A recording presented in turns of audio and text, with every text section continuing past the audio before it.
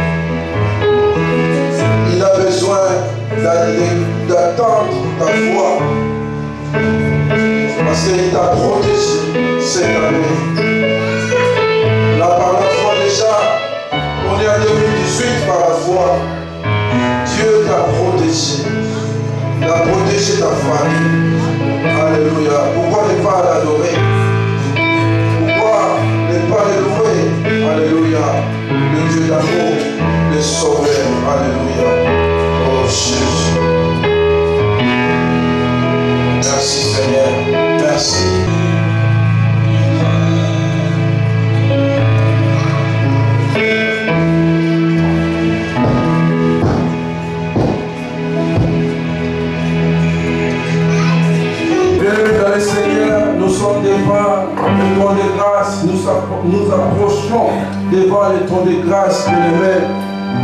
La Bible nous dit ceci: celui qui dit qu'il n'a point péché, il est menteur. Vous savez très bien que, bien-aimé, nous avons la chair. Peut-être qu'on a commis quelque chose qui n'était pas digne d'un enfant de Dieu. Nous sommes devant le trône de grâce. Nous allons demander pardon, que Dieu nous pardonne de tout ce que nous avons commis, qui n'était pas digne d'un enfant de Dieu. Lui, il est là pour nous pardonner. Il pardonne toujours.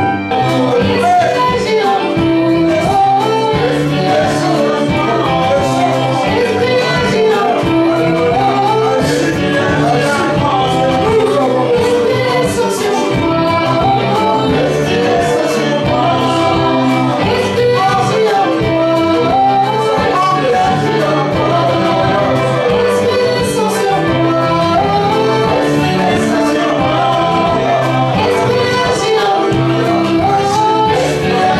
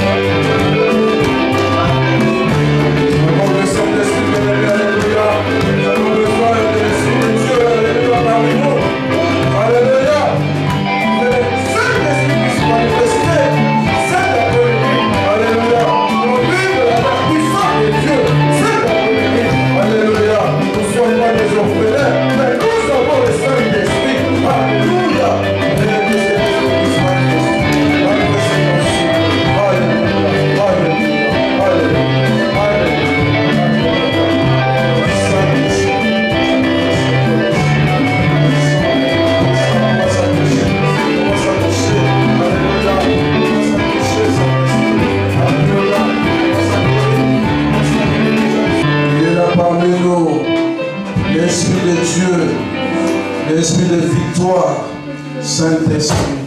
Alléluia. Dans ce moment, bien-aimé, nous allons laisser les prédicateurs de cet après-midi entre les mains du Seigneur. Nous allons l'abandonner, l'homme de Dieu, entre les mains du Seigneur. Bien-aimé, prie pour l'homme de Dieu. C'est pas facile de prêcher ce genre de thème. Le diable est malin. Il va toujours chercher, alléluia, à faire du mal à ceux qui prêchent la vérité. Mais nous avons un nom qui est au-dessus de tous nos, le nom de Jésus. Alléluia. Nous allons laisser les prédicateurs entre les mains du Seigneur et toute sa famille entre les mains du Seigneur. Prions bien les mains. Alléluia. Nous allons chasser l'esprit de voyage, d'initiation, nous ceux qui viennent arracher la parole de Dieu au cœur de ses enfants. Nous allons les chasser au nom puissant de Jésus-Christ. Prions bien les mains. Prions, commence à détruire. Alléluia. Détruire au nom de Jésus-Christ. Détruire au Père. Condamne au nom de Jésus. Au nom de Jésus.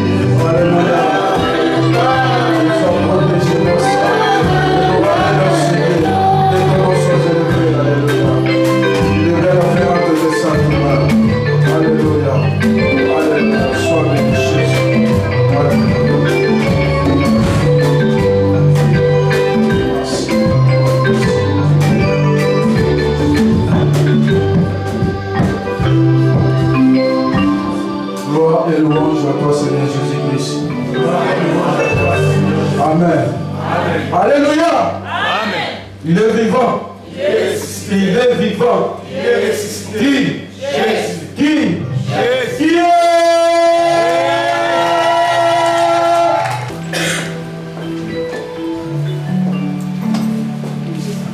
My church.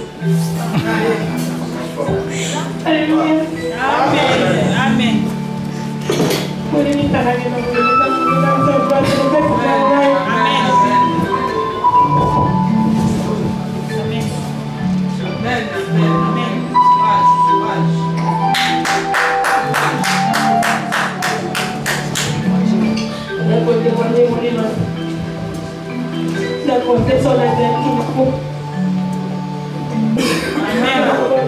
Amen.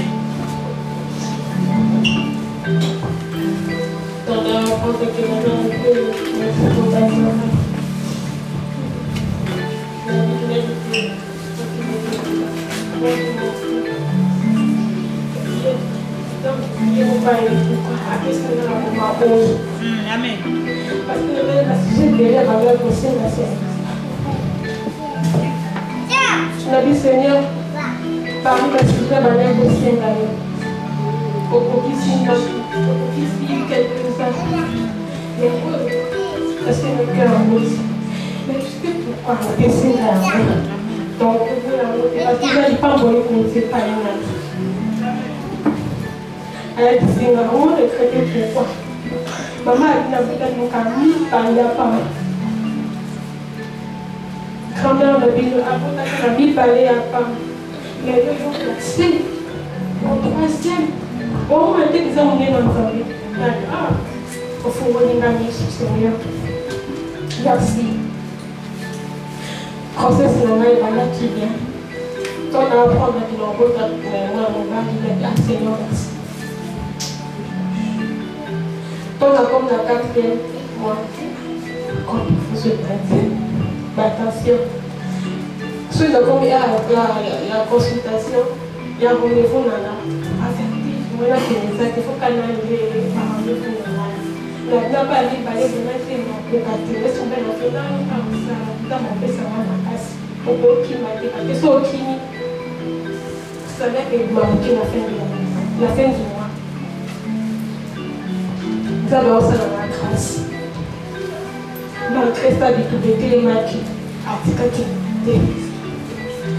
Mais, à chaque problème, c'est le cas de ma consultation. Je n'ai pas dit, ah madame, au bout de la cigarette, et quand qui m'appelle ça au pays. Mais il a dit que c'est une chose, comment confondre, il a pas de malade, c'est une chose, toutes les choses nécessaires. Il a dit, pas qu'on voit là. Avec mon ami, il y avait un banni en sous dans le comité, on voit que non, dans les cas qui peuvent être très difficiles, malgré maman, la race qui peut être, mais il dit ce qu'on a compris. La vie Seigneur, et le rôle d'un gars et l'autre, il faut son la table, la main, la vie pour le cas la route. Tout a battu ta qui m'a été, parce que ma problème, ça je peux pas dire, confirmer la ressource. La biographie n'a pas été, moi, ça n'a jamais caractère. Avant que chacun m'en tout n'a avec vous parlez, papa lui dit, pourquoi il est là? Moi, là, je suis allé à la maison, après, quand on tourne le colo, papa Singaï, dernière chose, ma vie, quand je le comprends, ils sont captés madame, on comprend que la question est là. Il a dit, ça compte à combo à la maison. Ça, je peux dire, il a quitté la malgré ça, la vie, c'est une madame, on peut se changer à soupe. Ce que nous voulons, c'est la réalité. Nous avons eu le bel là, après la retraite, tu vas contracter, il y a un moment. Sauf qu'il y a un moment de dépasser, date prévue à l'accouchement, en tout cas, il faut intervenir. Là-bas, qui se jeune en rail, dans le mais la vie, on a consulté pasteur, mais ici, pasteur, les pasteurs, vous voyez, maman, on va mater. Après, les mères, pas pour y aller, parce que maman, on va mater, on a vu ça. Jour avec jour, il y a dernier rendez-vous dans la clinique. C'est la compassion. La commune est tellement bêta, ça tombe dans la discipline de madame, non, il y a abordé parce que non, il n'y a pas comme ça. Comment nous accompagner l'anti, la salle de travail, c'est la madame. Donc, la salle de travail, à contraction, est-ce qu'il y a un parce que là, nous sommes à l'organe, non. Dès la question qui est la bonne taka. Moi, je suis parti. Là, je suis parti. Ah, Nous avons même pas de centimètres. Nous avons côté où il était en rail. Mais à beaucoup on a têtu. Il était en rail. La qui va dans la vie. Ah, il dit ça là. Là il va bien nous organiser comme on a. Là il va capable de rail. La copota. Mais tout va retenir dans la copota le 12. Dès qu'on va quitter comme ça, on va continuer à offrir le rail. Accouchement le rail. Le lever de kaki. Amen.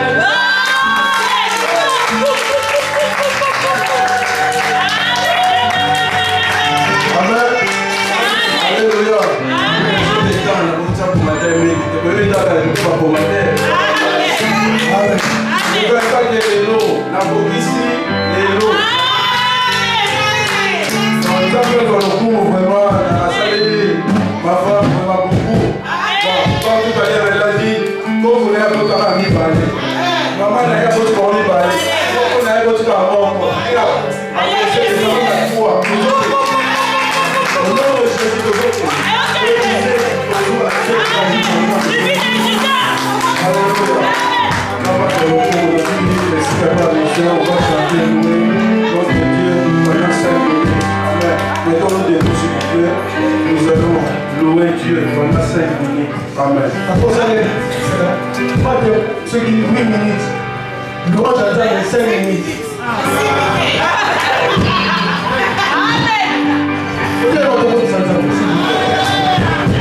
Amen. Amen.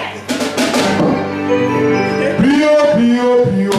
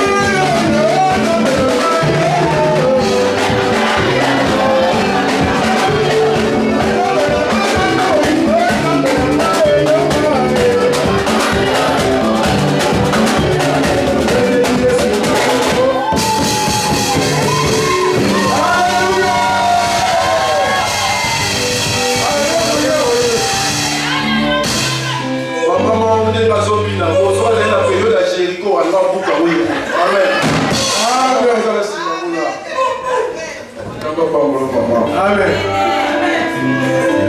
Nous allons passer à la prédication. Du Seigneur, on parle des signes du retour de Jésus-Christ.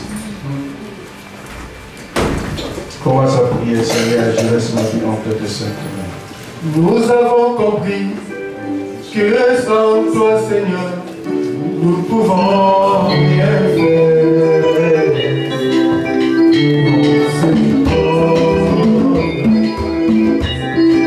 Alors, quand même, le musicien chante. Nous avons compris, nous avons recevoir notre Dieu. Nous pouvons rien faire.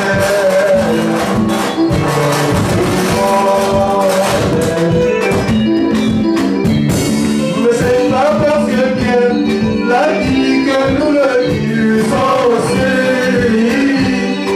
Mais c'est Dieu vivant de nos cœurs. Dirions-nous la révélation, c'est choisir le Seigneur. Yahweh. Et si nous voulons nous confier à toi, Seigneur. Oh, nous avons compris. Et sans toi,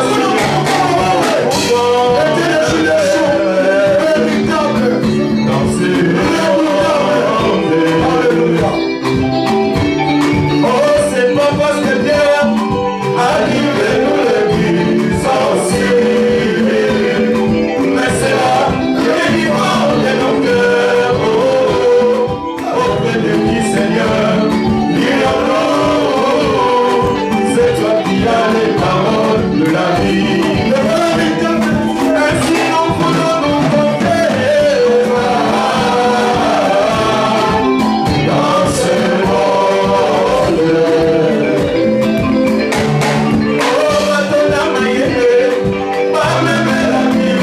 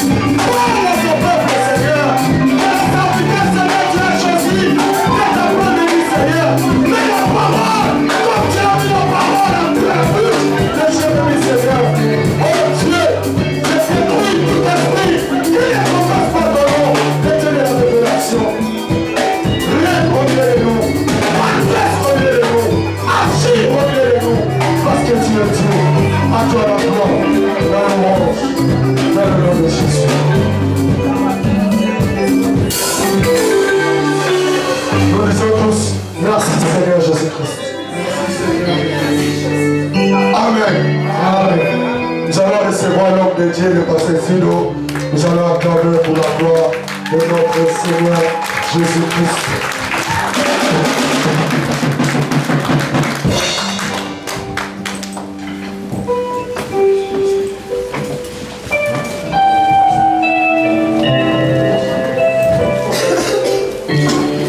Je demande aux musiciens de rester, nous allons chanter un moment après la présence de Dieu.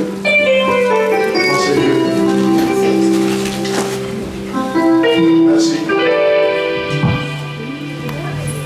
Gloire, gloire, gloire à Dieu.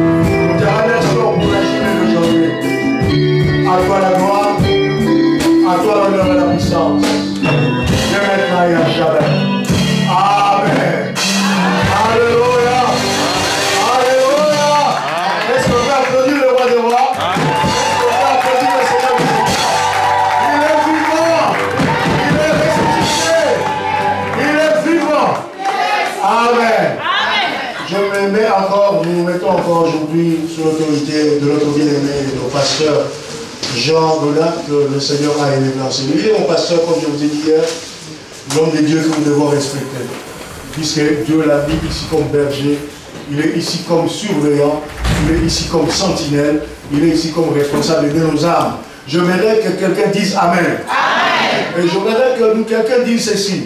Il est notre pasteur, nous devons prier pour lui, nous devons faire de telle sorte qu'il soit dans la joie. Quelqu'un dit Amen. Amen. Car sa joie, c'est la joie de notre Seigneur. Et la joie de notre Seigneur, c'est notre force. Amen. Votre présence aussi est très très importante, parce que si l'église n'était pas là, nous ne serions pas. Donc tu es aussi une personne très importante. Et je te demande de saluer rapidement ton frère à côté, ta soeur, et de lui dire tu es le bienvenu à ces lieux. Merci Seigneur Jésus, merci. Amen.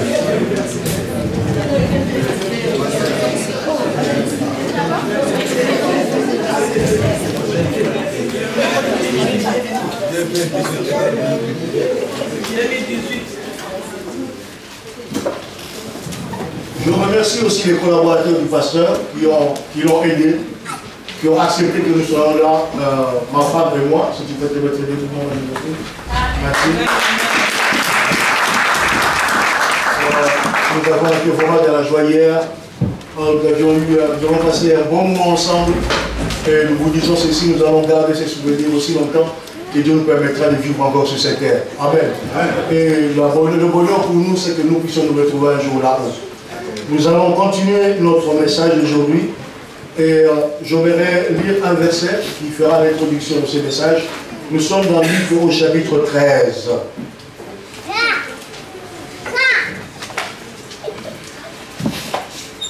Du verset 22 au verset 30. la Bible nous dit ceci. Jésus traversait les villes et les villages, enseignant, faisant route vers Jérusalem. Quelqu'un lui dit, Seigneur, y a-t-il que peu de gens qui soient sauvés? Il lui a répondu, efforcez-vous d'entrer par la porte étroite. Car, je vous le dis, beaucoup chercheront à entrer et ne le pourront pas. Quand le maître de la maison se sera levé et aura fermé la porte, et que vous, étant dehors, vous commencerez à frapper à la porte, en disant, Seigneur, Seigneur, ouvre-nous, il vous répondra, je ne sais qui vous êtes. Alors vous vous mettrez à dire, nous avons mangé et bu devant toi, et tu as enseigné dans nos rues. Et il répondra, je vous ai dit, je ne sais d'où vous êtes. Retirez-vous de moi, vous tous, ouvriers d'iniquité. C'est là qu'il y aura des pleurs et des grincements des dents, quand vous verrez Abraham, Isaac et Jacob et tous les prophètes dans le royaume des dieux, et que vous serez jetés dehors. Il en viendra de l'Orient et de l'Occident, du Nord et du Midi, et ils se mettront à table dans le royaume de Dieu. Et voici, il y a des derniers qui seront les premiers, et des premiers qui seront les derniers. Amen. Amen. Jésus est là dans nos rues. Jésus est là depuis toujours. Chaque fois que quelqu'un se met debout pour prêcher la parole de Dieu, ce n'est pas sa parole. Amen. La Bible, ce n'est pas lui qui l'a écrite. C'est la parole de Dieu. Amen. Donc à travers lui, c'est Jésus qui parle.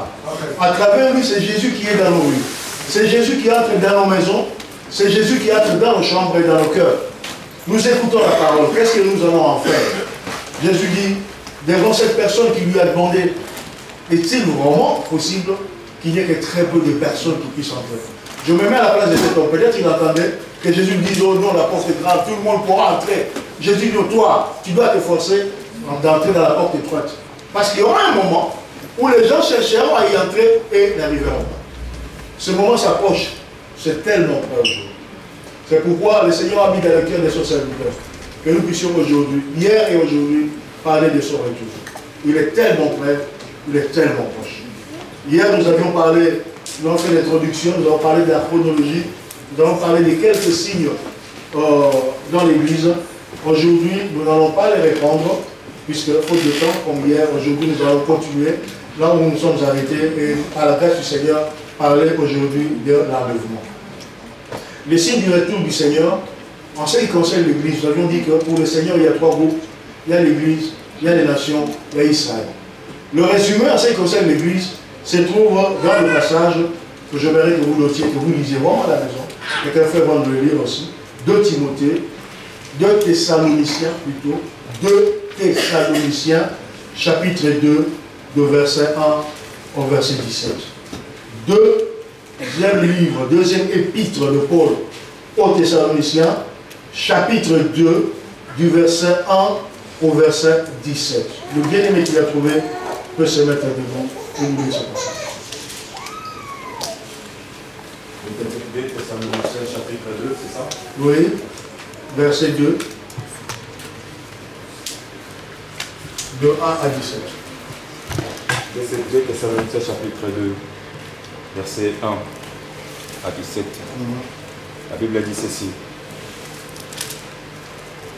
Pour ce qui concerne le vénement de notre Seigneur Jésus-Christ et notre réunion avec lui, nous vous prions, frères, de ne pas vous laisser facilement ébranler dans votre bon sens et de ne pas vous laisser troubler, soit par quelque inspiration, soit par quelques paroles ou par quelques lettres qu'on dirait venir de nous comme si jour du Seigneur était déjà là. Verset 3. Que personne ne vous séduise d'aucune manière, car il faut que l'apostasie soit arrivée auparavant et qu'on ne vit paraître l'homme du péché, le fils de la perdition. Verset 4. L'adversaire qui s'élève au-dessus de tout, ce qu'on appelle Dieu, ou ce qu'on adore jusqu'à s'asseoir dans les temples de Dieu, c'est proclamant lui-même Dieu. Verset 5. Ne vous souvenez-vous pas que je vous disais ces choses lorsque j'étais encore chez vous? Verset 6. Et maintenant vous savez ce que le retient afin qu'il ne paraisse qu'en son temps. Verset 7. Car le mystère de l'iniquité agit déjà. Il faut seulement que celui qui les retient encore ait disparu. Verset 8. Et alors paraîtra l'impie que le Seigneur Jésus détruira par le souffle de sa bouche et qu'il anéantira par l'éclat de son événement. Verset 9. L'apparition de cet impie se fera par la puissance de Satan, avec toutes sortes de miracles, de signes et de prodiges mensongers. Verset 10. Et avec toute séduction de l'iniquité pour ceux qui périssent, ceux qui n'ont pas reçu l'amour de la vérité pour être sauvés. Aussi Dieu leur envoie une puissance d'égarement pour qu'ils croient au mensonge, afin que tous ceux qui n'ont pas cru à la vérité, mais qui ont cru plaisir à la justice, soient condamnés. Verset 13. Pour nous, frères, bien-aimés du Seigneur, nous devons à votre sujet rendre continuellement grâce à Dieu, parce que Dieu vous a choisi dès le commencement pour le salut, par les sanctifications de l'Esprit et par la foi de la vérité. Merci frère, on peut s'arrêter là-bas. Nous voyons tout le programme que l'Esprit de Dieu nous donne à travers l'apôtre Paul. Il nous dit ceci, que les gens de l'époque de Thessalonique attendaient, comme nous avions dit hier, patiemment le retour du Seigneur. Nos frères qui ont précédé dans la foi, les Paul et les Pierre, quand on lisait leurs lettres, ils parlaient du retour de Jésus-Christ comme si ça se faisait de leur vivant. C'est ça la véritable foi vivante. Je dois toujours être prêt que le Seigneur arrive. Amen. Amen. La date ne m'intéresse pas. Je l'ai toujours dit, avant moi d'entrer dans la tombe, je verrai le retour du Seigneur. S'il le permet. S'il ne le permet pas, de là, je sortirai par la résurrection des justes et je le verrai. Alors à cette époque, nos frères de Thessalonique avaient le même problème. Ils attendaient la venue du Seigneur, puis quelques-uns ont commencé à mourir. Alors il y a eu de secouement au milieu du peuple. Mais comment ils veulent déjà et Jésus n'est pas arrivé? Et certaines personnes ont commencé à introduire des notions, des informations qui n'étaient pas vraies. C'est pourquoi il est obligé d'écrire cette lettre. Il dit non, nous n'avons rien écrit en ce qui concerne l'avènement du Seigneur. Mais je vous donne les lignes pour que vous puissiez comprendre. Amen. Premièrement, vous devez comprendre qu'il faut que l'apostasie arrive. Nous avions parlé de l'apostasie hier. C'est-à-dire qu'il faut que les gens abandonnent la vraie foi. À leur époque, les apôtres étaient encore là. Ils étaient là, c'était les gardiens de la foi. Donc la vraie foi était encore là. Mais aujourd'hui, c'est plus possible. Vous savez, à l'époque, pour être pasteur, pour être apôtre, pour être docteur, je ne sais pas, tous ces gens-là avaient suivi la formation des apôtres qui ont vécu avec Jésus. Amen. Amen. Amen. C'est-à-dire que les apôtres les connaissaient. Et ils savaient quel type d'information ou d'enseignement ces bien-aimés avaient reçu. Avec le départ des apôtres. Aujourd'hui, nous avons des pasteurs qui s'autoproclament. Quelqu'un dit Amen. S'autoproclamer, c'est quoi? C'est-à-dire que vous avez notre bien-aimé ici qui vous enseigne. Le pasteur qui dit à l'état. Un jour, vous allez à la maison, vous dormez, vous rêvez être un pasteur. Vous rêvez, vous dites, moi je suis aujourd'hui pasteur. Vous ouvrez votre coin là-bas, parce que vous avez appris 2-3 versets, vous devenez pasteur. Qu'est-ce que vous allez enseigner là-bas? Vous parlez quelques versets que le bien-aimé avait enseigné, et le reste, vous commencez à vous débrouiller dans l'internet ou à lire des livres, et les livres que vous lirez. Puisque vous n'avez pas la base. Amen. Amen. Vous abandonnez la voie. Et il y a aujourd'hui des pasteurs qui ne pourront jamais vous dire qui est le Père spirituel. Il vient d'où? Personne ne pourra se mettre pour témoigner et dire je connais ce frère. Je l'ai élevé dans la foi et je le bénis pour qu'il travaille. Aujourd'hui, ce n'est pas comme ça. Et il y a des rébellions aussi dans l'église. Quelqu'un se prend pour être. Il a reçu le Saint-Esprit, il dit bon, moi j'ai reçu le Saint-Esprit, j'ai un ministère. Pasteur, alors Kananga, il ne veut pas que je parte, il sort, il va faire son travail. Voilà comment, petit à petit, nous rentrons aujourd'hui dans ce qu'on appelle l'apostasie et l'abandon de la vraie foi. Donc il y a des gens qui sortent de l'église, il y a aussi des gens qui viennent rentrer dans l'église qui ne sont pas des vrais croyants, ce sont des fruits ce sont des enfants. Le diable plante dans l'église pour nous amener dans des situations que nous avions dit hier. Alors l'apôtre nous dit qu'il faudra qu'il y ait l'abandon de la foi. Ensuite, il faudra qu'il y ait l'apparition de l'homme du péché. C'est l'antichrist. Mais l'apparition de l'homme du péché, la Bible dit ici qu'à ce moment-là, il y avait quelque chose qui retenait que l'antichrist apparaisse. Ce qui retenait l'antichrist jusqu'aujourd'hui, c'est vous, la présence de l'église. Après l'enlèvement, l'antichrist va apparaître. Amen. Amen. Mais avant cela, il y a des signes. Il y a des petits antichrists. C'est ce qu'il a dit ici. Il y a maintenant la puissance du mensonge qui est déjà là. Et cette puissance du mensonge de l'antichrist vient avec beaucoup de signes, avec des miracles, et comme la Bible dit, comme vient de lire, mensongers. Pour amener des foules derrière eux. La Bible nous dit encore, il dit que les gens qui suivent ce genre de miracles, ce sont des gens qui n'ont pas voulu et mieux accepter la vérité de Dieu. Et ce qui me fait mal au cœur, c'est que la Bible dit que Dieu lui-même envoie une puissance de garment à ceux-là qui ne veulent pas écouter la vérité. Vous comprenez? Amen. Quelqu'un dit Amen. Amen. Vous connaissez l'histoire de Pharaon, n'est-ce pas? Quand Moïse est venu, il a fait des miracles devant le Pharaon s'est entêté. Qu'est-ce que la Bible dit? La Bible dit que Dieu l'a endurci. Amen. Amen. Et il voyait des signes, mais l'endurcissement était dans son cœur. Dieu dit, je continuerai à l'endurcir jusqu'à ce qu'il voit et qu'il accepte qu'il est Dieu. Amen. Donc les gens qui n'acceptent pas la vérité, le Seigneur les endurcit. Amen. Et ils vont continuer à rentrer dans l'endurcissement parce qu'ils n'ont pas voulu d'eux-mêmes accepter l'amour que Dieu a manifesté en envoyant son Fils Jésus-Christ mourir sur leur propre vie. Et la Bible dit que ceux qui n'ont pas reçu, qui n'ont pas voulu l'amour de la vérité, ils ont pris plaisir à la justice. Ceux-là soient condamnés. Nous sommes là pour servir de Dieu, pour vous apporter cette vérité, afin que vous ne soyez pas condamnés, afin que votre cœur soit justice. Les antichrists en question, nous les trouvons dans 1 Jean, chapitre 4, versets 1 à 6. Les antichrists en question, ils sont dans 1 Jean, chapitre 4, versets 1 à 6. 1 Jean, chapitre 4. Verset 1 à 6, la Bible dit ceci. Bien-aimés, n'ajoutez pas foi à tout esprit, mais approuvez l'esprit pour savoir qu'ils sont des dieux. Car plusieurs faux prophètes sont venus dans le monde. Mais connaissez à ceci l'esprit de Dieu. Tout esprit qui confesse Jésus-Christ est venu en chair et de Dieu. Et tout esprit qui ne confesse pas Jésus n'est pas de Dieu. C'est lui de l'Antichrist dont vous avez appris la venue et qui maintenant est déjà dans le monde. Verset 4. Vous, petits enfants, vous êtes de Dieu et vous les avez vaincus. Parce que celui qui est en vous est plus grand que celui qui est dans le monde. Verset 5.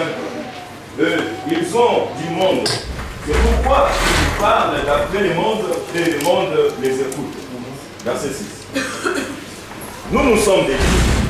Celui qui connaît Dieu nous écoute. Celui qui n'est pas de Dieu nous n'écoute pas. C'est par là que nous connaissons l'esprit de la vérité et l'esprit de l'erreur. Merci mon frère. La Bible nous dit que l'esprit de l'Antichrist est déjà là. Premièrement, il dit tout esprit qui ne confesse pas Jésus-Christ est venu en chair, c'est l'esprit de l'Antichrist. Je vous donne un exemple. À l'église en Allemagne, une fois après la prédication, j'avais reçu un jeune frère. Un jeune frère d'une vingtaine d'années. Il était à l'église, il a écouté la prédication. Et après, il est venu me voir, il dit, papa, c'est très bien, je suis très content de ce que j'ai écouté, mais j'ai un problème. Alors moi, quand j'ai entendu ça, ça me fait toujours peur. Après la prédication, quelqu'un dit, j'ai un problème. Est-ce que j'ai mal prêché? Est-ce que j'ai dit quelque chose qui a blessé quelqu'un? Je veux un peu l'écouter, quel est son problème? Amen. Le frère vient, il me dit, tu n'as pas parlé de Simon Kimba. Alors, bon, j'ai donné un problème, j'ai dit, mais mon frère, j'ai ouvert la Bible, j'ai enseigné sur ce qui est dans la Bible. Et si vous pouvez me montrer le nom de Simon Kimbangu dans la Bible, eh bien le dimanche prochain, j'en parlerai. Ah, il dit, Simon qui est fait dans la Bible, vous avez des problèmes, vous savez, Jésus c'est le Dieu des Blancs, et puis nous avons notre Dieu à nous, il faut rentrer dans nos systèmes, il va parler de beaucoup de choses concernant nous les Africains, les Noirs. Je lui ai dit, c'est très bien mon frère. Mais avant de commencer à parler de ce genre de choses, je te poserai deux questions. Premièrement, les vêtements que tu as, la montre. Tu as une voiture là dehors? Oui, j'ai une voiture. Téléphone? Oui. Tu crois que c'est africain ça? Ah, il m'a regardé. Je dis non, moi je sais que nos ancêtres s'habillaient en raffia. Ils n'avaient pas de téléphone, ils n'avaient pas de voiture. Si tu veux parler de noirs, alors sois un peu intelligent, rentre au village. Pas à Kinshasa, parce que Kinshasa s'appelait le Colville. C'était encore une ville de blancs. Donc va vraiment au fond dans nos villages là-bas. Tu laisses la montre, tout ce que tu dis là, des blancs. Habille-toi comme nos ancêtres et commençons à parler. Ça c'est un premier point. Tu peux le faire? Il me dit non. Le deuxième point, il y a combien de dieux là-haut? Ah, il y a des dieux des noirs, il y a des dieux des blancs, il y a des dieux. Je dis bon, les Chinois ont leurs dieux. Oui, il y a combien de dieux? Plusieurs. Il dit bon, imaginons maintenant qu'une personne de race blanche qui veut épouser une personne de race noire. Deux dieux, n'est-ce pas? Il dit oui, deux dieux. Ok. Mais la Bible nous dit que les enfants sont une récompense qui vient de la part de l'Éternel. Maintenant, vous avez d'un côté le Dieu des blancs et de l'autre le Dieu des noirs.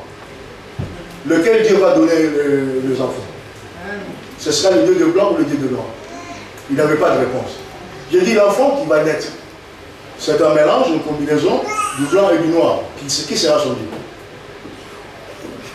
Il n'avait pas de réponse. Je dis rentre chez ton pasteur. Si tu dis qui est le Dieu des métiers, alors tu viendras me le dire. Mais moi je vais te dire une chose. Ce qui m'a sauvé, ce n'est pas la peau de Jésus. C'est écrit nulle part. Ce n'est pas la race de Jésus qui m'a sauvé, ni son cheveu. Ce qui m'a sauvé, c'est le sang de Jésus. Quelqu'un dit Amen. Amen. Alors, je lui dis, va à l'hôpital. Regarde là où on dépose le sang. Je crois que c'est la banque de sang. Si tu me dis qu'il y a le sang de blanc, le sang de noir et des jaune séparés, eh bien, à partir d'aujourd'hui, je vais chercher le Dieu noir. Mais moi, je sais une chose. Tous les êtres humains, nous avons les 4 groupes sanguins. Il n'y a pas un groupe de sang de blanc, il n'y a pas de sang de noir, il n'y a pas de sang de jaune. Si je suis malade, je pars à l'hôpital, on regardera mon groupe sanguin, je suis du groupe B, on va chercher le sang du groupe B, je ne sais pas si ce sera le sang d'un Chinois, ou le sang d'un Angolais, ou le sang d'un Juif, mais le médecin, lui, regarde seulement si le groupe sanguin est le même. C'est pour dire que je ne suis pas sauvé par la peau, je ne suis pas sauvé par une race, mais je suis sauvé par le sang précieux du Fils de Dieu. Amen. Je n'ai malheureusement plus vu le jeune homme, il est parti. C'est pour vous dire qu'il y a beaucoup de messages comme ça qui rentrent dans le monde. Et ces messages nous perturbent. C'est pourquoi on a dit qu'il y a beaucoup d'antichrists. Ces messages qui nous perturbent nous enlèvent du droit chemin pour nous distraire dangereusement. La Bible nous parle, Jésus dit il faudra qu'il y ait des faux prophètes, mais après il a parlé aussi d'une chose, il dit il y aura aussi des faux messies. Il dit beaucoup de gens viendront en mon nom disant que je suis le Christ. Je crois que c'est en Matthieu 24, verset 6, je crois. Il dit beaucoup viendront en mon nom et diront que je suis le Christ. Jésus dit n'y allez pas. Si on vous dit il est ici ou il est là-bas, n'y allez pas. Comme l'aigle, enfin le cadavre, les aigles se rassemblent vers les cadavres, ainsi sera la venue de Jésus-Christ. Un signe, c'est le faux messie. Il y a beaucoup de faux messies aujourd'hui sur la terre. J'en connais deux qui sont encore vivants et d'autres qui sont déjà passés. Je vais vous citer quelques messies qui sont encore sur la terre aujourd'hui. Je vous parlerai du premier, c'est un noir. Et ce noir-là est déjà mort il y a longtemps aux États-Unis. Je crois qu'il était mort en 1960. Cet homme s'appelait George Baker. Il disait qu'il est Dieu descendu du ciel à Harlem. Harlem, je crois que c'est un quartier qui est à New York, aux États-Unis, un quartier de Noirs. On l'appelait le Père divin. Il est déjà mort. Il a laissé aussi plusieurs membres. Je ne sais pas si ils sont devenus ces membres. Ici en France, en 1950, il y avait quelqu'un qui avait travaillé à la poste, il est retraité, George Roux, qui s'est déclaré aussi être le Messie. Je ne sais pas ce qui s'est passé sur lui. En Corée, il est encore vivant, Moon. Moon dit que lui, il est le descendant, c'est Jésus qui est descendu Parce que Jésus n'a pas terminé sa mission selon nous. La mission de Jésus devait terminer si Jésus s'est marié et qu'il avait des enfants. Comme Jésus n'a pas pu se marier ni avoir des enfants, alors il est monté au ciel, il est revenu sous forme de monde pour se marier et avoir des enfants. Il est encore là encore. En Israël, il y a un certain juif qui était né en Roumanie, parlait très très bien français. Il s'appelait Ben David. Ben en hébreu signifie fils, donc il disait qu'il est le fils de David. Et un jour, quelqu'un lui a posé la question, mais Jésus doit revenir avec son épouse. Il dit, c'est vrai, mon épouse est à Paris, il s'appelle Madeleine. Lui aussi s'est prétendu pour être un messie. Aujourd'hui, il y a un en UCS, Vissarion. Je crois qu'à la télé, vous l'aviez vu. Les Jésus, il s'habille comme Jésus dans le temps. Nous n'avons pas vu comment Jésus s'habillait, mais il s'habille comme ça. Hein? Attends, il a aussi ses 12 apôtres. Il a son village à lui avec 5000 membres dans son village. Vissarion s'est dit être Jésus-Christ. Il est revenu. Et il est polygame. Il a 2 femmes. La première s'est enfuie. La deuxième qui est avec lui maintenant, c'est une jeune fille, une jeune femme de 19 ans. Vissarion doit avoir, il est né en 61, donc il doit avoir 50 quelques, n'est-ce pas? Voilà. C'est pour dire que nous sommes aussi beaucoup plus proches du retour du Seigneur parce que ces signes, en ce qui concerne le faux Messie, s'accomplit de nos yeux. Amen. Amen. Les faux Messies sont là, les faux Jésus sont là. Dans ma tête, je me pose la question, comment quelqu'un peut prétendre être Jésus? Je ne sais pas comment on peut arriver à ça. C'est pour dire qu'il y a une très très grande puissance démoniaque qui s'empare de ces hommes. Amen. Hein? Et pour se dire que je suis Jésus, je ne sais pas comment on peut arriver à ça, mon frère. Et l'autre signe, c'est Jérusalem. Nous avions entendu tous il y a 2 semaines, il y a 1 semaine peut-être, M. Trump, le président des États-Unis, a déclaré Jérusalem comme étant la capitale d'Israël. Et vous savez la réaction que cela a amené dans le monde. Jérusalem est la seule ville au monde qui bouge les politiciens dès qu'on cite ce nom. Amen. Vous parlez de Paris et peut-être de Macron, on va discuter. Mais qui s'intéressera? C'est une grande ville. Vous parlez de New York? Ouais, ce sont les Américains. Mais dès qu'on parle de Jérusalem, c'est une petite ville qui n'a pas une importance économique, mais c'est une ville qui a une très grande importance spirituelle. C'est la ville du grand roi. Est-ce que vous comprenez cela? Maintenant, dès qu'on parle de Jérusalem, tout le monde se met debout. Pourquoi? Parce qu'il y a un prophète qui a écrit dans la Bible 500 ans avant Jésus, c'est-à-dire aujourd'hui 2500 ans avant toi et moi, quelque chose sur Jérusalem. Zacharie chapitre 12, verset 1 à 3. Zacharie chapitre 12, verset 1 à 3. Zacharie chapitre 12, verset 1 à 3. Du Bible.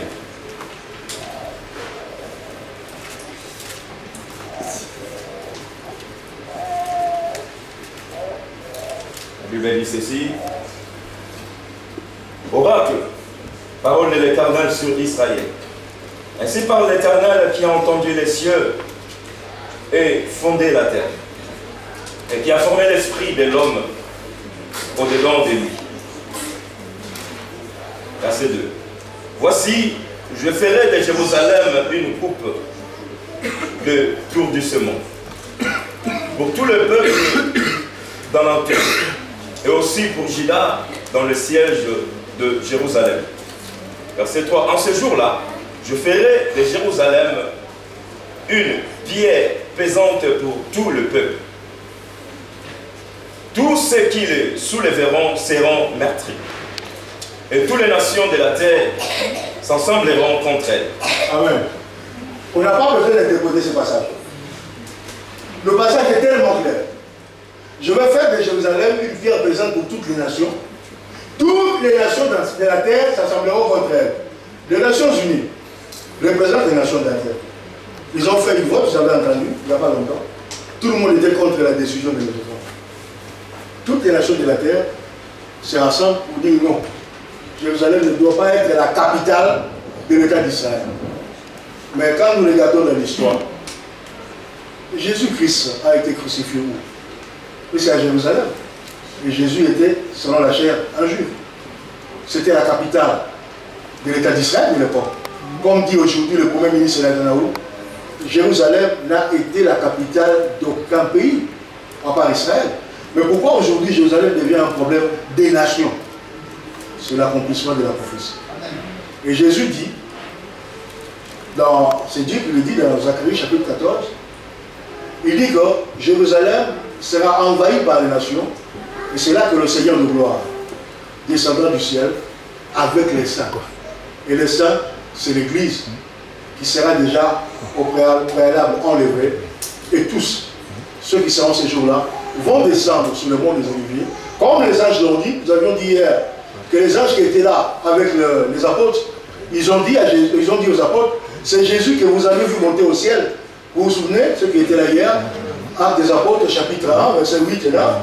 C'est Jésus que vous avez vu monter au ciel, descendra de la même manière. Or, là où Jésus est monté au ciel, c'était sur le mont des Oliviers, à Jérusalem.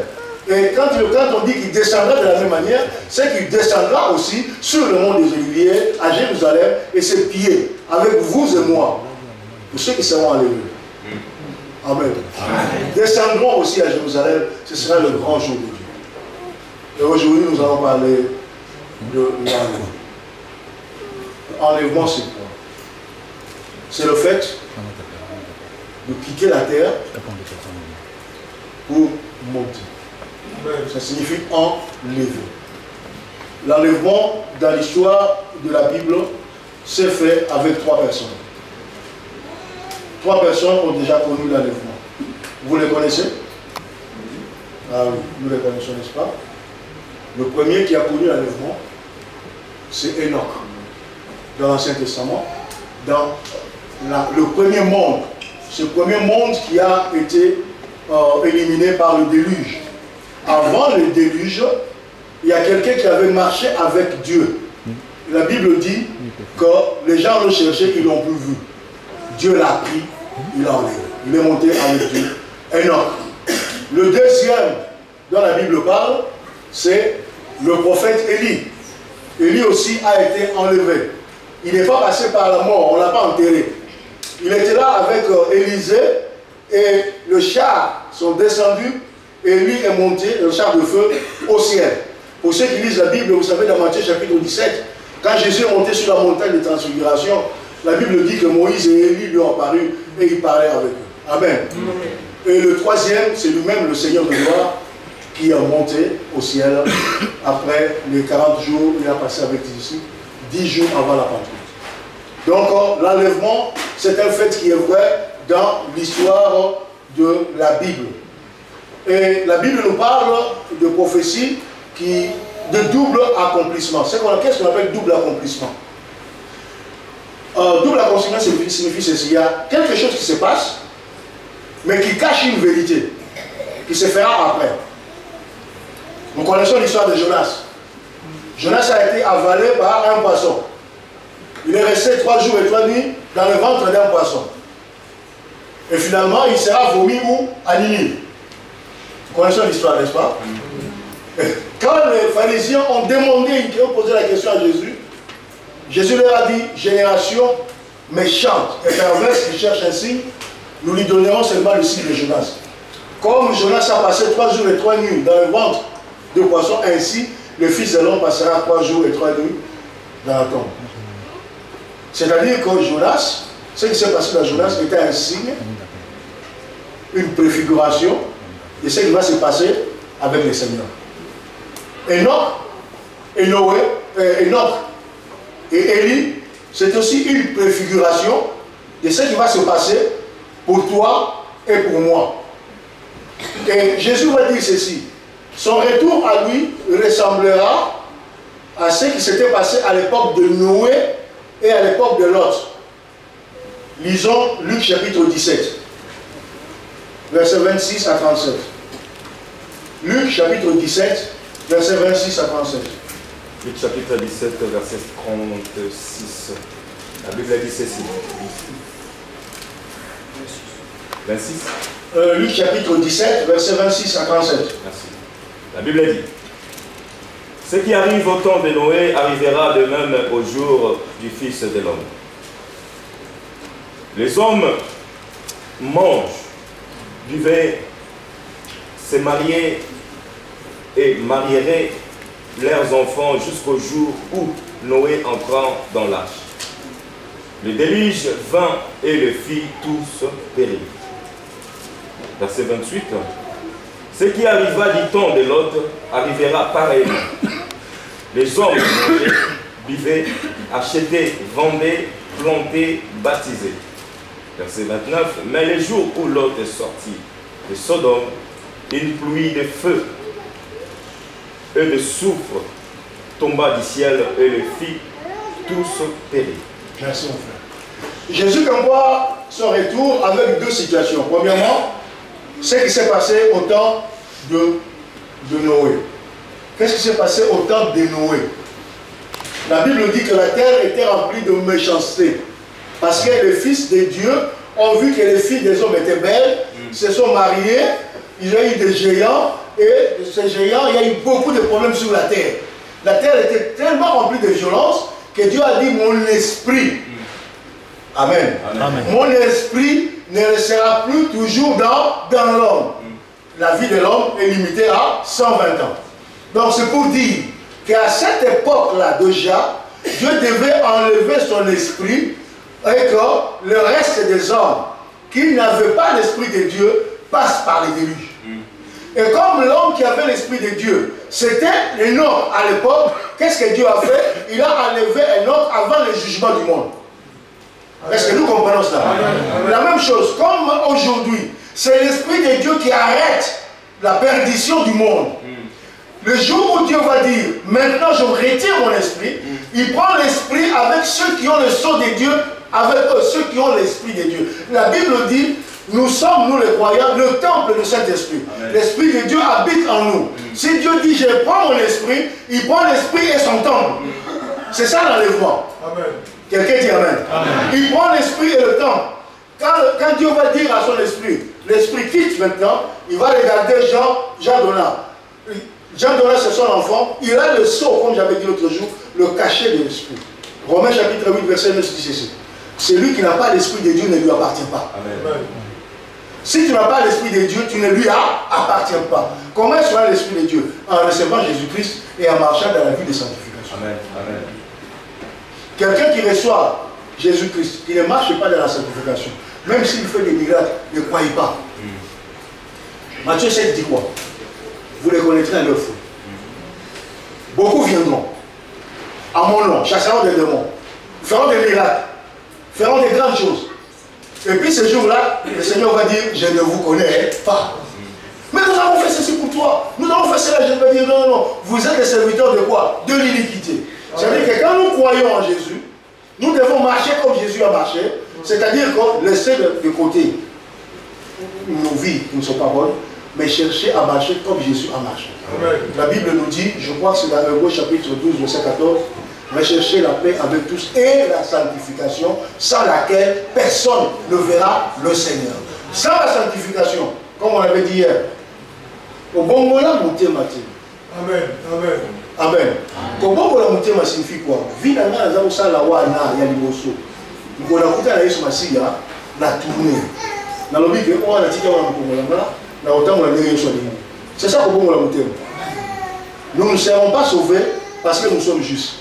Chacun de nous a un passé, chacun de nous a une vie pleine de péchés, mais c'est par la grâce que nous sommes sauvés. Amen. Mais quand nous avons la grâce, nous ne prenons pas la grâce de Dieu comme quelque chose qu'il faut jouer avec. Amen. La grâce de Dieu devient pour nous quelque chose de dire, oh Seigneur, merci.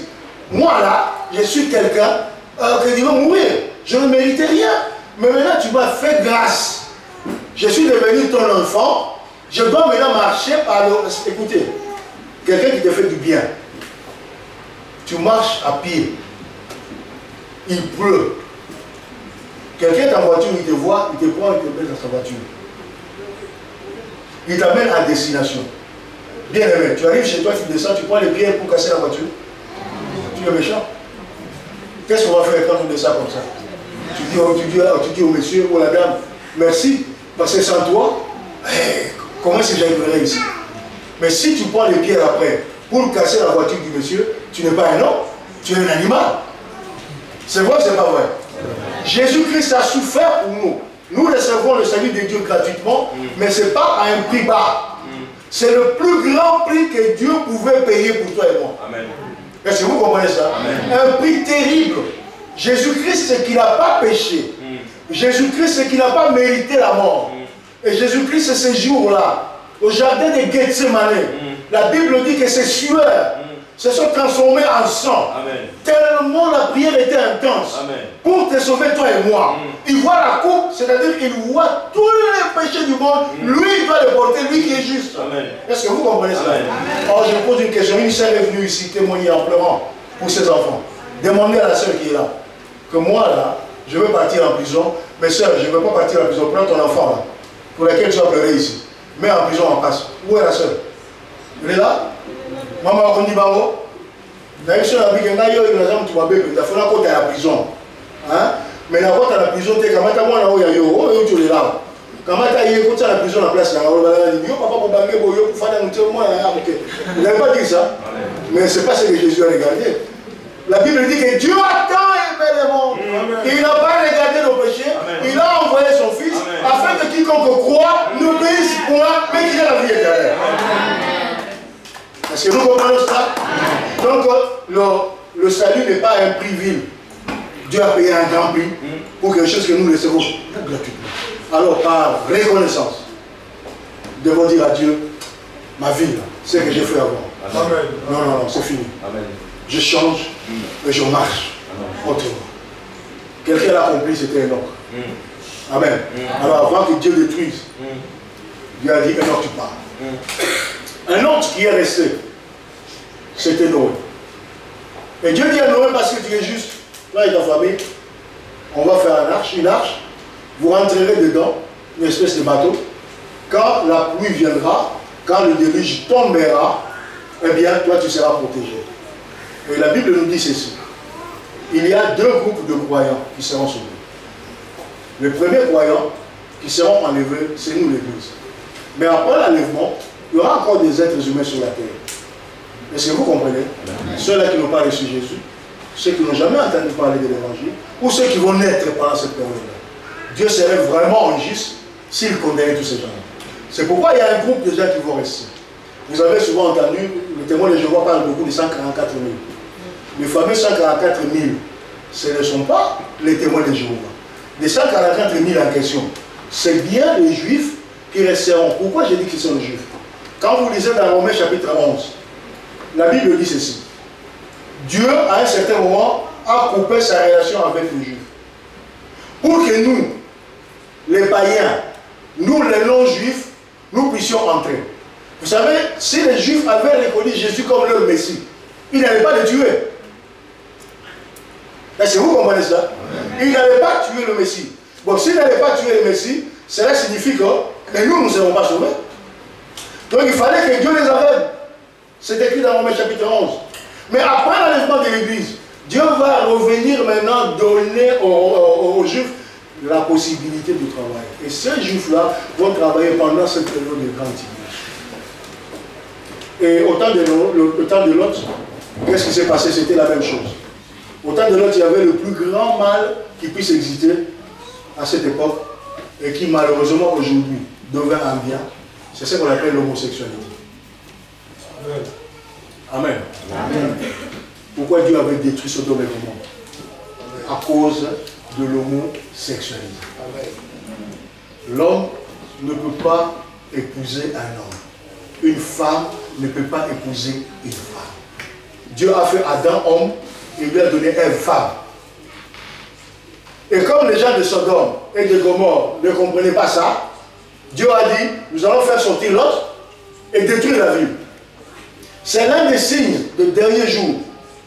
Le monde entier aujourd'hui a reconnu comme étant officiel le mariage homosexuel. Et nous, les pasteurs, nous avons un problème. Parce que c'est signé même dans les, comment on appelle ça encore, les constitutions de certains pays. Nous, en Allemagne, c'est voté dans la constitution même. C'est-à-dire qu'un homme a le droit de faire le mariage avec un autre homme. Et il vient à l'église. Ta soeur, tu vois quelqu'un entrer ici à l'église. En France, c'est la même chose, on a reconnu ça. 2 hommes venir, c'était là dans la mer, ils s'assoient là-bas, nous sommes membres de l'église. C'est normal. Vous les prêchez, et puis un jour, ils se mettent debout, parce qu'on a quelque chose à dire. Nous voulons célébrer notre mariage ici à l'église, et nous voulons que tu nous accompagnes. Vous croyez que les gens, le pasteur Jean va accepter? Je ne crois pas qu'il va accepter. Hein? Et ces gens vont sortir, ils vont aller à l'état. Vous dites, vous savez ce que vous aviez dit là? Il y a un pasteur là-bas qui n'accepte pas. C'est ça le début de grands problèmes que nous avons déjà maintenant quand on dit que l'esprit de l'Antichrist agit. Amen. Parce que ça, c'est contre Christ.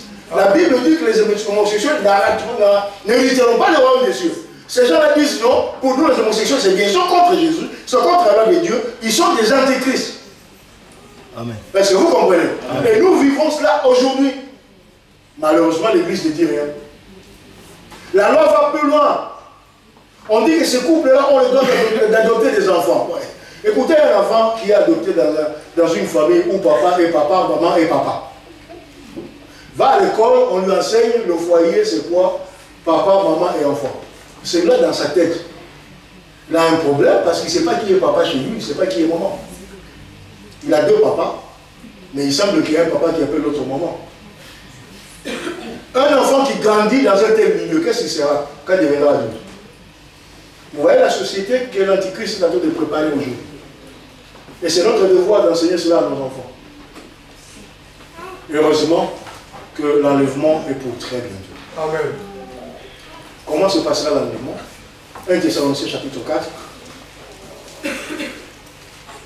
1 Thessaloniciens chapitre 4. Verset 13 à 18. 1 Thessaloniciens chapitre 4. Verset 13 à 18. Verset 13 à 18, la Bible dit ceci. Nous ne voulons pas, frères, que vous soyez dans l'ignorance au sujet de ceux qui dorment, afin que vous ne vous affligez pas comme les autres qui n'ont point d'espérance. Car si nous croyons que Jésus est mort et qu'il est ressuscité, croyons aussi que Dieu ramènera par Jésus et avec lui ceux qui sont morts. Voici en effet ce que nous vous déclarons d'après la parole du Seigneur. Nous le vivons reste pour l'avènement du Seigneur. Nous ne dévancerons pas ceux qui sont morts. Verset 16. Car le Seigneur lui-même a un signal donné à la voix d'un archange, et au son de la trompette de Dieu descendra du ciel, et les morts en Christ ressusciteront premièrement. Verset 17. Ensuite, nous les vivants qui serons restés, nous serons tous ensemble enlevés avec eux sur le nuée à la rencontre du Seigneur dans les airs, et ainsi nous serons toujours avec le Seigneur. Verset 18. Consolez-vous donc les uns les autres par ces paroles. Amen. La Bible dit, si nous croyons que Jésus est mort et qu'il est ressuscité, croyons aussi que Dieu ramènera par Jésus avec lui ceux qui sont morts. Voici en effet ce que nous déclarons d'après la parole du Seigneur. Nous les vivants restés pour l'avènement du Seigneur, nous ne dévancerons pas ceux qui sont morts. C'est-à-dire ceci. Quand le Seigneur viendra, nous avons dit, nous ne connaissons pas l'heure, nous ne connaissons pas la date. Le Seigneur descendra du ciel. Il ne descendra pas sur la terre. Il restera quelque part dans les airs. Et le signal, c'est la même voix qui avait dit à Lazare. Lazare qui était quelque part. La voix qui avait dit à Lazare. Lazare sort, c'est cette même voix qui va crier. Amen. Quelqu'un dit Amen. Amen. Cette voix crie. Mais vous savez, le jour de la tombe, là où Jésus était derrière la tombe de Lazare, il y avait beaucoup, quand vous allez à un cimetière comme ici à côté de nous, il y a beaucoup de gens qui sont enterrés, mais c'est Lazare seul qui a écouté la voix qui est sortie. Amen. Amen. Quelqu'un comprend ça? Amen. Amen. C'est-à-dire que c'est seulement ceux qui sont en Christ qui vont écouter la voix, qui vont écouter le son de la trompette. Et la Bible dit, les morts vont ressusciter premièrement et ils vont monter. Et les vivants qui seront restés ce jour-là, la Bible dit qu'ils seront transformés et montés dans le ciel. Vous pensez un peu l'événement. Comme nous sommes à l'église ici maintenant, la trompette sonne. Le frère entend, la soeur entend, et l'autre entend. Nous voyons tout de suite un vide, tac, tac, tac, tac, tac, des vides dans la salle.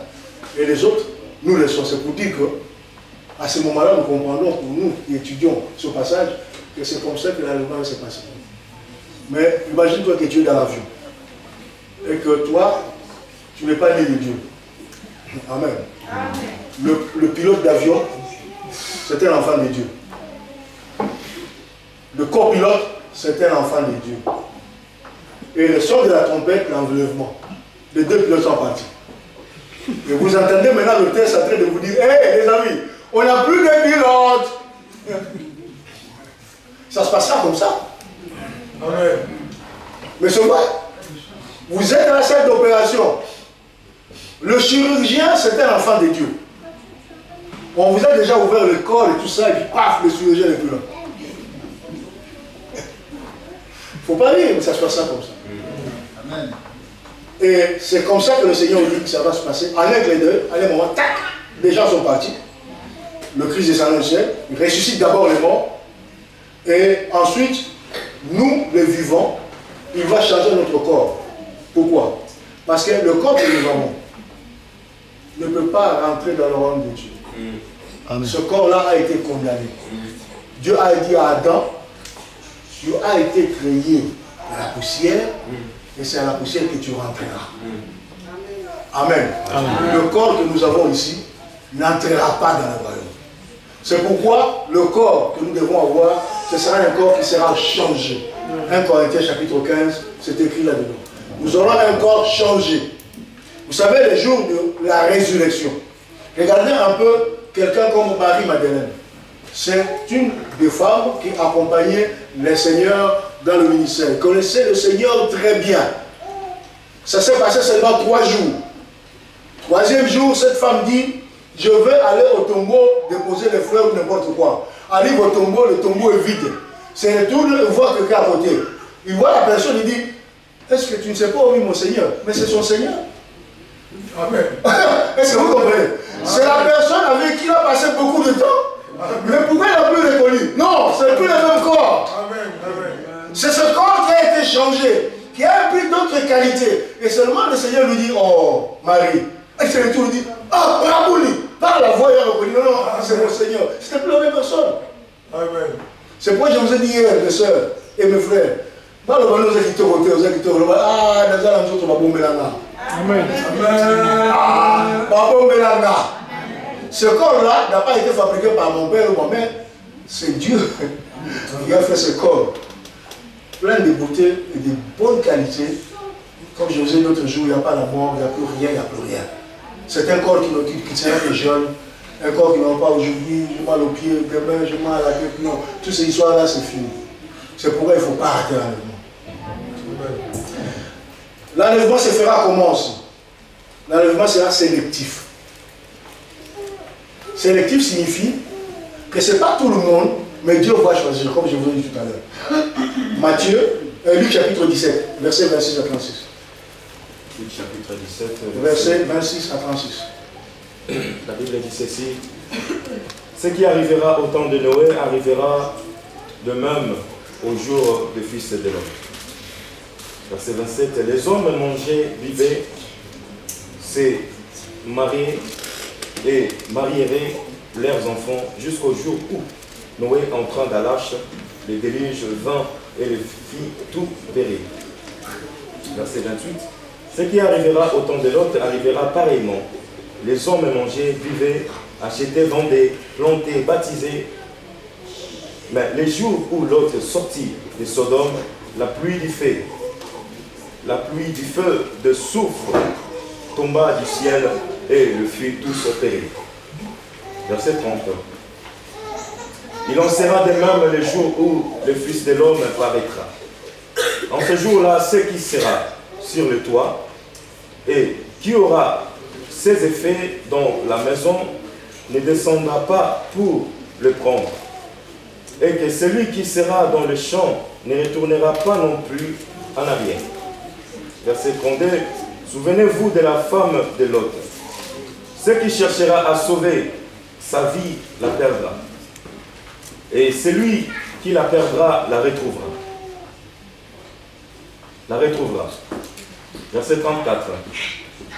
Je vous l'ai dit, en cette nuit-là, les deux personnes qui seront dans une même lit, l'une sera prise et l'autre laissée. Verset 35. De deux femmes qui mourront ensemble, l'une sera prise et l'autre laissée. Verset 36. Des hommes qui seront dans un champ, l'un sera pris et l'autre laissé. Merci mon frère. Vous comprenez ce qu'on appelle sélectif? Des gens qui seront ensemble. Dieu prend l'un et laisse l'autre. Des gens qui sont au travail ensemble. Dieu prend l'un et laisse l'autre. Des femmes en train de préparer dans une cuisine. Dieu prend l'un, elle prend l'une et laisse l'autre. C'est ça ce qu'on appelle sélectif. C'est-à-dire que Dieu va choisir seulement ceux qui ont son esprit. Vous pouvez être à 10 ensemble, 9 n'ont pas l'esprit de Dieu et reste. La personne qui a l'esprit de Dieu part. L'église de Dieu, vous me comprenez? L'église de Dieu, vous m'entendez? Maintenant que l'enlèvement n'a pas encore eu lieu, c'est l'occasion de chercher à s'approcher. Vous savez pourquoi? Parce que ceux qui vont rater l'enlèvement, il y aura un problème. J'aimerais que nous lisions Apocalypse chapitre 6, verset 15 à 17. Apocalypse chapitre 6, verset 15 à 17. La Bible dit ceci. La Bible dit, verset 15, les rois de la terre, les grands chefs militaires, les riches, les puissants, tous les esclaves et les hommes libres se cachèrent dans les cavernes et dans les rochers des montagnes. Verset 16. Et ils disent aux montagnes et aux rochers, tombez sur nous et cachez-nous devant la face de celui qui est assis sur le trône et devant la colère de l'agneau. Verset 17. Car le grand jour de sa colère est venu et qui peut subsister. Amen. Le grand jour de la colère de Dieu va venir. La Bible dit, les grands, les riches, les pauvres, etc. vont se retrouver devant une situation. Ce sera tellement terrible que les gens vont demander aux montagnes. Montagnes tombent sur nous pour que nous puissions mourir, tellement la situation sera difficile. Vous savez, c'est très rare que les gens demandent la mort. Surtout pour nous les Africains. Les Blancs, pour un petit problème, ils se suicident. Nous les Africains, nous nous accrochons. Ah, Nzamba au Salama. Nous nous accrochons. Mais ces jours-là, la Bible dit, tout le monde, pasteur, les gens vont chercher à se cacher, ils vont dire à la montagne, montagne, tombe sur nous, parce que ce grand jour sera terrible. Jésus a dit lui-même, malheur aux femmes qui habiteront ce jour. Priez pour que ça ne tombe pas les jours de l'hiver. C'est-à-dire que ce sera un jour terrible. Mais ce jour-là est réservé à ceux qui n'ont pas eu l'amour de croire à la vérité de Dieu. Amen. Amen. Apocalypse chapitre 9, verset 6.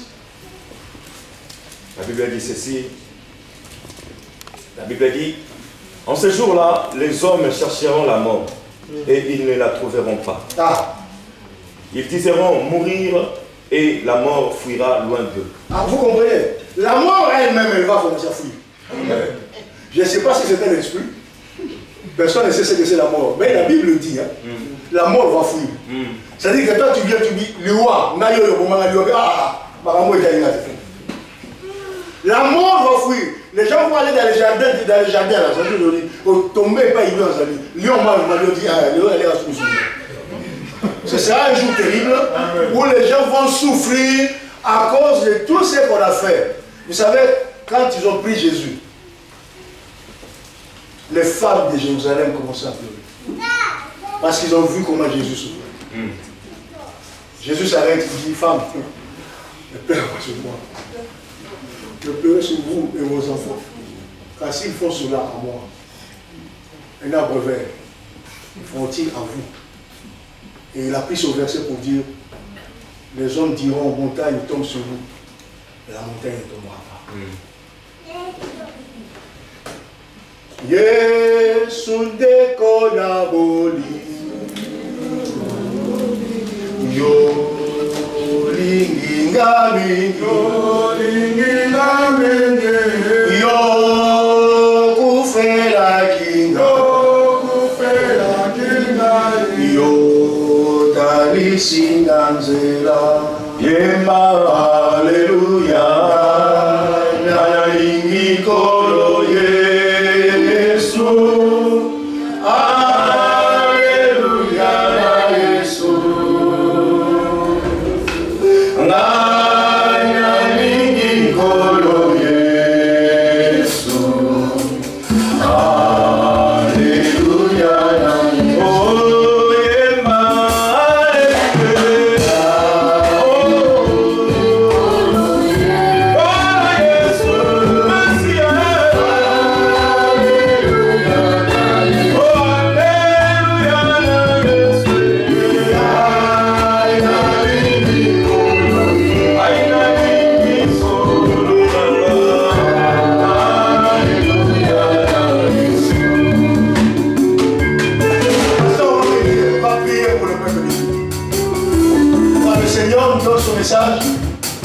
c'est parce que le Seigneur ne veut pas que nous voyions en vêtements. Mais il veut que nous soyons enlevés. C'est peut-être ce soir. C'est peut-être demain. C'est peut-être dans 10 ans. Nous ne le savons pas. Ce qui est sûr, les signes montrent que c'est très très bientôt. Amen. Alléluia. Oui, Seigneur, tu es le Dieu de la parole. Tu nous as enseigné, oh Dieu, par rapport à ta parole, oh Dieu. Oh Père, le Dieu d'Israël, nous sommes faibles et nous sommes fatigués, Seigneur. C'est toi qui as la capacité, Dieu, de changer nos comportements. Car la Bible dit, c'est toi qui crée les fouloirs et de faire le Dieu de la révélation.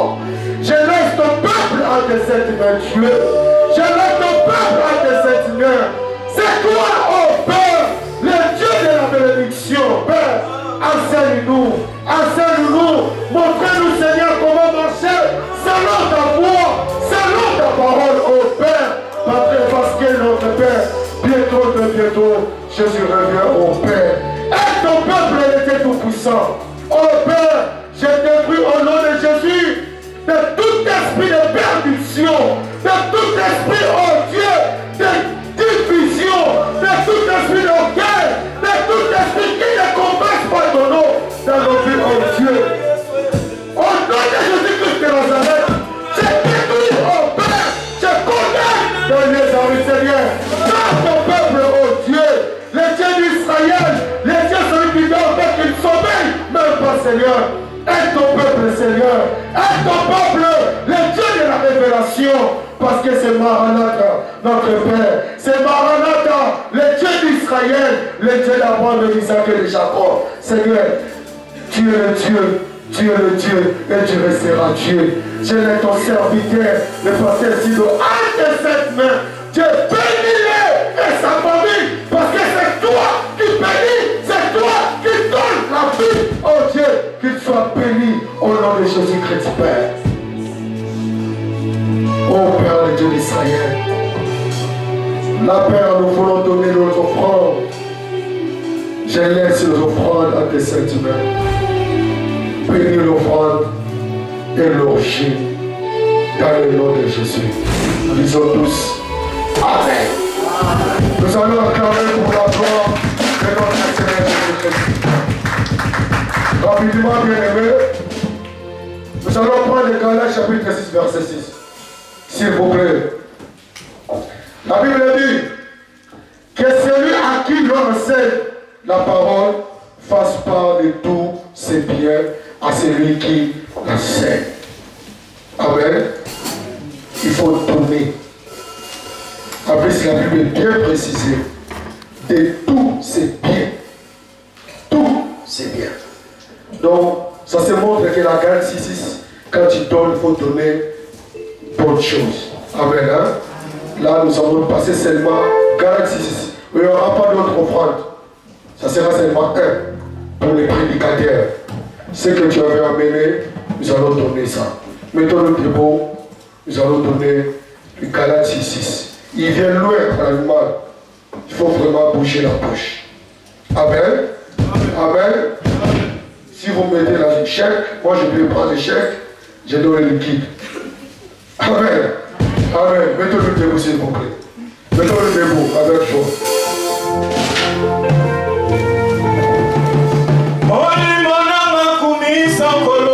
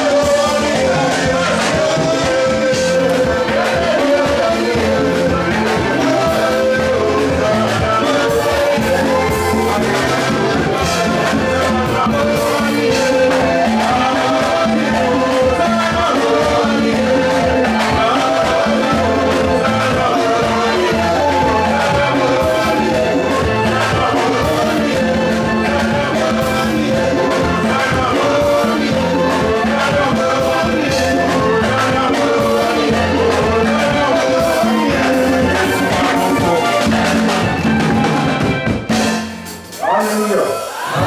Alléluia. Alléluia.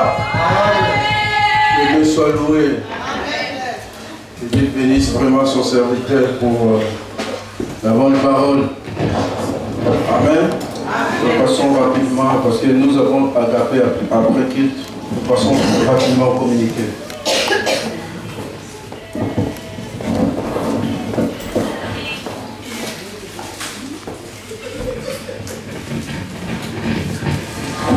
Alléluia. Je vous salue dans le nom de notre Seigneur Jésus-Christ. Amen. Est-ce que nous avons la joie? Amen. Vous savez, la plupart des gens, après un message comme ça, lorsqu'on parle de l'enlèvement, bien aimé, c'est vrai que beaucoup de gens ont peur. Mais ce que je vous dirais, soyons contents plutôt. Parce que justement, nous savons maintenant comment cela va se passer. Et nous allons nous préparer en conséquence. Nous allons changer nos vies, notre façon de marcher, notre façon de faire. C'est important, bien aimé. Et Dieu nous aidera pour cela. Alors, par l'instant, je vais accueillir ceux qui sont là pour la première fois. Ceux qui sont là, qui n'ont jamais été là et qui sont là aujourd'hui. Merci de vous lever. Nous voulons vous accueillir dans le nom de notre Seigneur Jésus-Christ.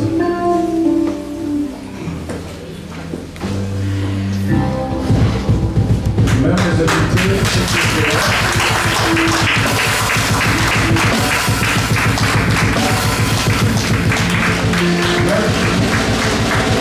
Amen. Même ceux qui étaient là avec le pasteur Sido.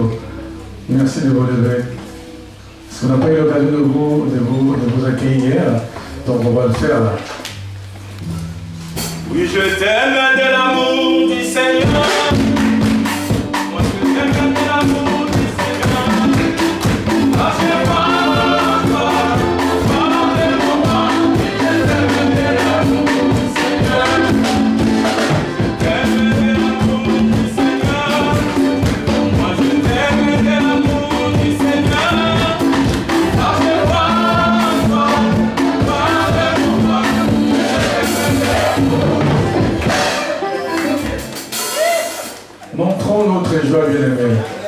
C'est une maison qui n'est pas visitée, n'est pas une bonne maison. La vérité visitée, c'est des gens qui viennent de très loin et qui sont là. Il faut montrer sa joie. Amen. Et acclamons encore une fois.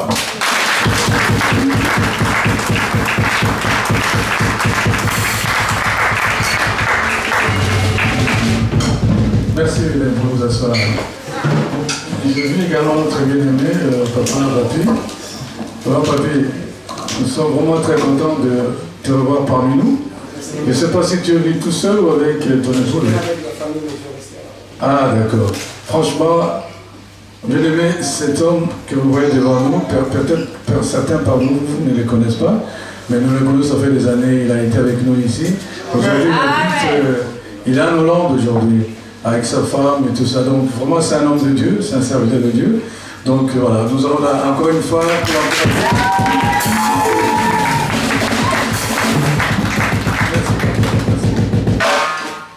Alors voici le communiqué maintenant. Dimanche 31 décembre, il y aura une journée, c'est une journée en fait de grâce. Nous nous retrouvons chez le pasteur à partir de 23h. Chez le pasteur Jean Donat, pour rentrer dans la nouvelle année. Amen. Ne manquez pas cette occasion-là. On aura l'occasion de remercier l'Éternel à la fin de l'année pour l'année nouvelle qui va arriver. Amen.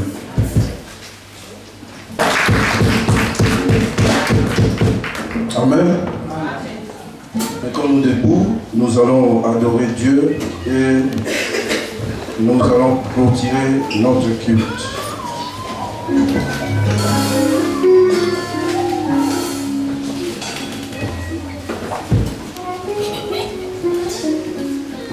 Mettons-nous debout.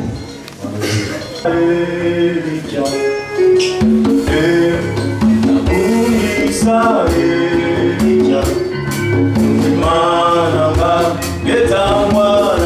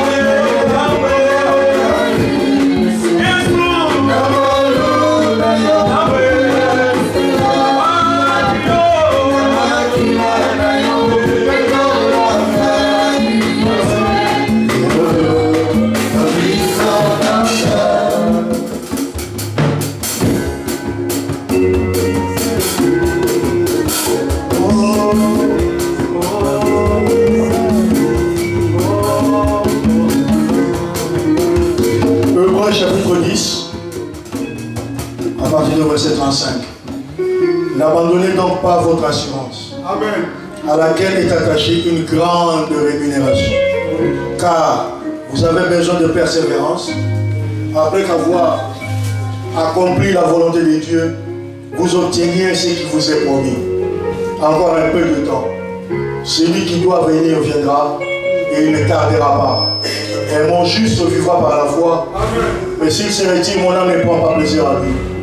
Mais nous ne sommes pas de ceux qui se retirent pour se perdre, mais de ceux qui ont la foi pour sauver leur âme. Merci Seigneur pour cette église merveilleuse, pour cette grande assemblée Seigneur, pour ces frères et sœurs d'un si grand cœur et qui t'aiment abondamment.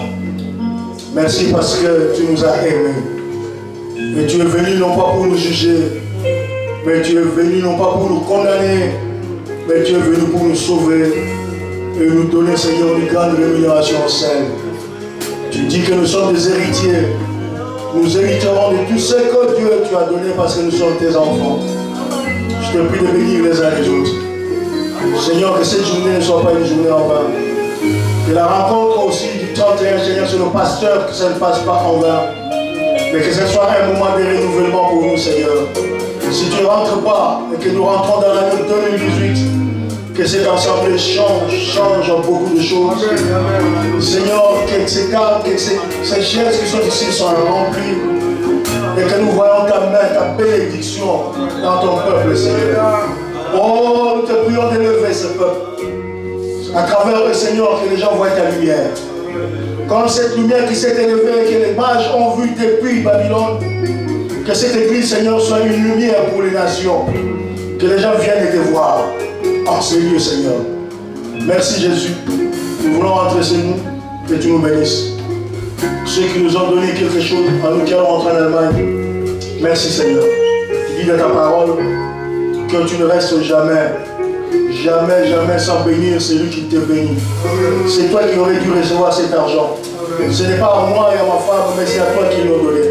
Que tu les bénisses abondamment, Seigneur. Que ta grâce et ta paix nous accompagnent. Au nom de Jésus. Bénis le pasteur Jean, ainsi que sa merveilleuse épouse, leurs enfants, les collaborateurs, les membres de l'église. Au nom de Jésus. Amen.